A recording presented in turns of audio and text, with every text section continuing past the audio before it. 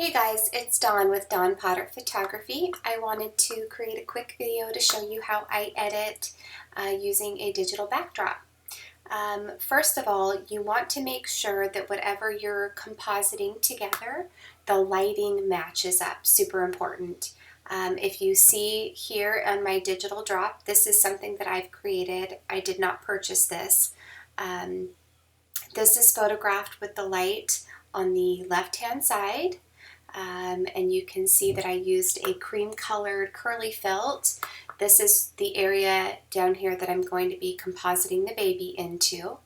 I've pulled in another image. This is the image that I am going to use for the composite. So I am going to place this baby into this backdrop pretty seamlessly because I have photographed this little guy in the exact same curly felt. Not that it necessarily has to be, you want them to be of similar color, but because this was photographed on the cream felt and this backdrop has the cream felt, I should be able to put them together pretty easily with very little work.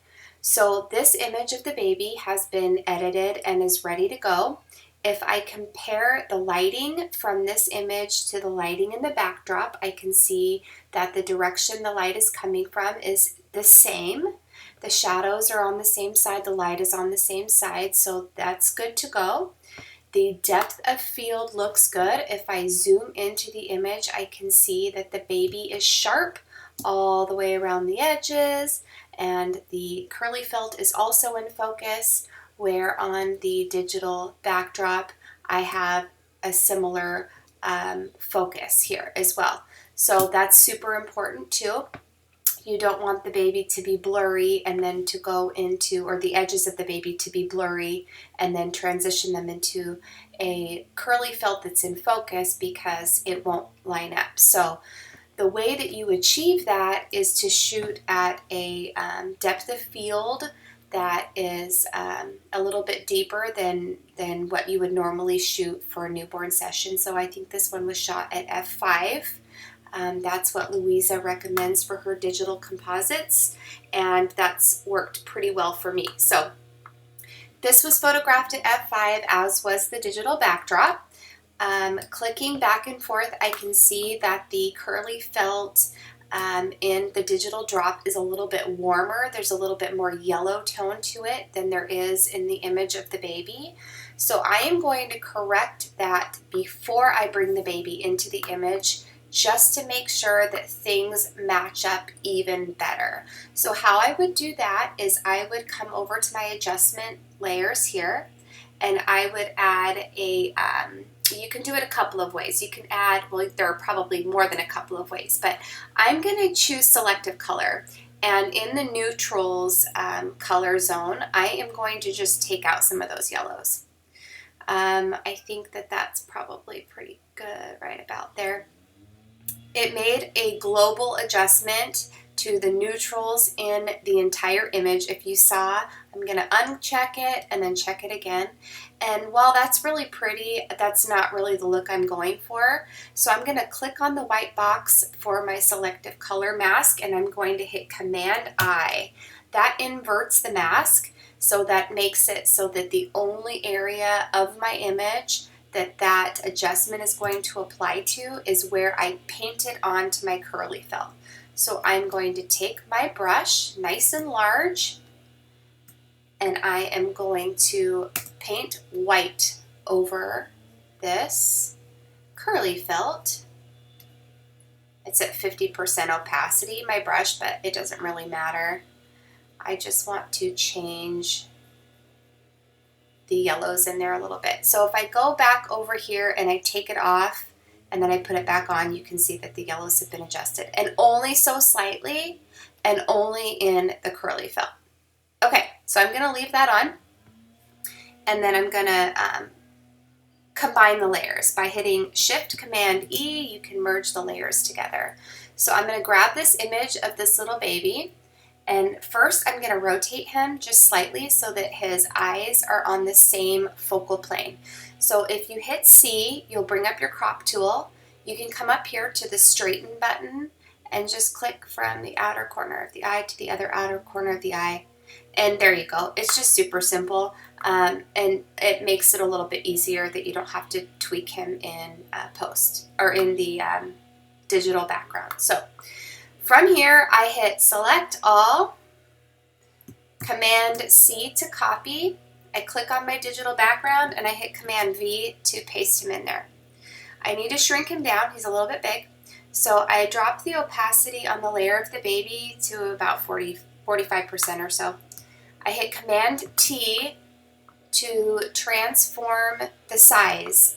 And then I turn on this little button here to make sure that whatever I adjust in width will also adjust in length, because I want to keep the overall, I can't remember what it's, proportions intact. So I'm going to drag this down here. And if I go to about that, the curly felts match up in size. I can bring him over. And, you know, I can composite him just like that, but I actually kind of want him to just fill the space a little bit more. So I'm going to drag it out a tiny bit just to make him a little bit bigger in there and make him a little bit more in focus. Okay, so I like that size. I'm going to check the box up here to okay it, and then I'm going to bring the opacity back up to 100%. And you can do two different ways you can do this.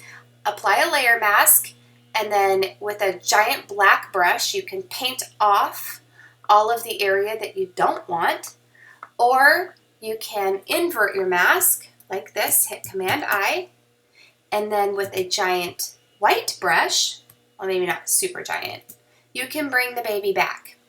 So you need your brush to be at 100% opacity, and then you just paint it in, and you can see he is reappearing. When you are bringing the baby into the image, you want to make sure that you are picking up the shadows around him. The shadows that aren't naturally falling on that digital drop because there isn't a baby in there, you need to make sure that you're including those in your digital image when you're editing the baby into it. He looks like he is sunken down a tiny bit, so I'm going to raise him up. If I hit the V button, this will move the layer that I'm on only, and I have a little bit of control of bringing him more into the center of that digital image there. And then I can zoom out, I can turn it off, and I can turn it back on, and there's this highlight that's happening along this edge down here that I don't really love. It kind of makes this shadowed edge down here stand out a little bit. So what I'm going to do to brighten up that shadowed area is I'm going to click on my background layer, because I'm going to add a curves layer to lighten it. And if I put the curves layer between the baby and the background, it will only apply to the background. If I place it up here, if I place it up above the baby instead, it will apply to the entire image because it'll apply to all of the layers below it. But if I place it between the background and the baby, it will only apply to the background. So I'm going to show you a drastic example. As I bring the midtones up really bright, you'll be able to see that the baby is not affected and only the background is affected. Okay. Obviously, that's not what I want to do, but just to give you kind of an idea. So what I'm going to do here is I'm going to bring this up and over just slightly, and then that just brings up the overall brightness of the entire background. Oh, we've actually added a duplicate curves layer in there. So let's try this again. I'm going to bring this up and over just slightly so that it lightens up the darkness around the baby, and kind of makes the overall lighting of the image, I think, blend a little bit better. Because the baby's a little bit bright, now we've added some brightness to the background. And I am going to paint it off a touch in this area so that it's not quite as hard in here. And then I am going to paint it off out here as well. because then it brings up a little bit more of the highlight on the baby, which I like. So if I turn it off, you can see it's a lot darker on the right hand side, and I turn it on and it just kind of lightens it a little bit, only where I want it to be light. Okay, so that is basically how I would composite a baby into a background. I am combining all of my layers together. A couple of additional finishing touches that I might do, and this is based on personal preference. If you really want to increase the light on the left hand side or the shadows on the right hand side, you can do a few different things. You can add a blank layer and put in a gradient. Up here I have a few options for gradients, but the one I'm going to use is going to be this, it's kind of a white to transparent here. And using my gradient tool from the left hand side, I'm going to drag it into the image just like this. And you see how it added that white light? If you adjust your layer style over here, you can actually change the way that that applies to your image. So if I change it to soft light or overlay instead, it just adjusts the way that that light is applied. And sometimes if I have a deeper contrasted baby with really dramatic shadows and highlights, I will add these layers to give it that, that depth, kind of, to add the depth of light. So I've added another blank layer that I've set to multiply mode. I'm going to use my gradient tool again. This one is going to be with the dark to transparent, and if I drag it from the upper left hand corner, you can see that it adds more shadow and depth to the right hand side. And it's very strong, so I would not have it on that strong. But you can adjust opacity and play with it. And if I show you the before without those lighting effects, you can see it here. And then, whoops, with the lighting effects, you can see there. So just another way to kind of add more depth and contrast to your image as well. So hope you've enjoyed the video. And if you have any questions, I'm happy to answer them. Thanks so much.